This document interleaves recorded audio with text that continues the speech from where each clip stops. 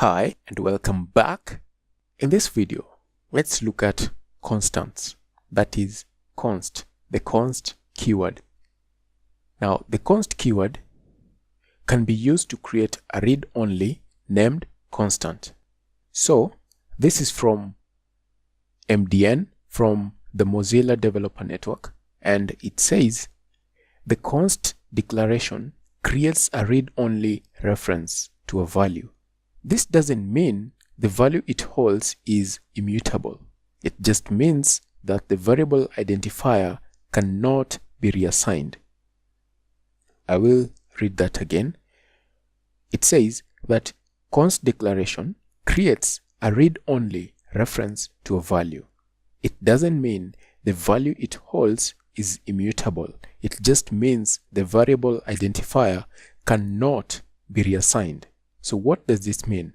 This means that the identifier of the const cannot be redeclared and it cannot be reassigned.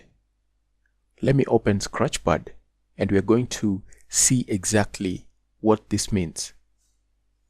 Shift F4 on Windows should bring up Scratchpad. There we go. So if I declare const VAT, value added tax, equals 16. So this is the identifier. So this means that we cannot redeclare another const. We cannot redeclare another constant with the same name and change it. We cannot in the same scope. One of the most important things to understand about this const is that most of these rules are based on blocks. So just hold on. In a few videos or just in a while, I will look at examples that show something about the blocks to show that most of the rules mostly apply in the block level. So just like let, you remember the let keyword for variable declarations, it is a block level variable, meaning that it is mostly affected within the block. Okay, now some things about the const is that the identifier syntax, or rather the naming convention for the identifier, this is the identifier. It follows the same rules, the same syntax and the same regulations for variables. And if you go back, you will see the rules that I told you about when naming identifiers for variables.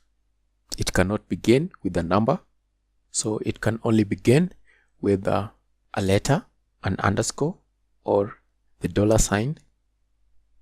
You can go back to the videos where we talked about variables. You will see all the rules for naming a variable. And then another thing, when you declare a constant, it must have an initialization.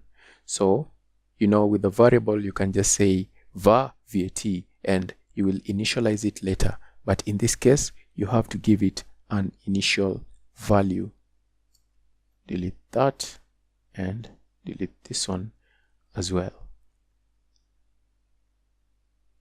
So that's it for this video. We've just had a brief introduction of constants, the const in JavaScript.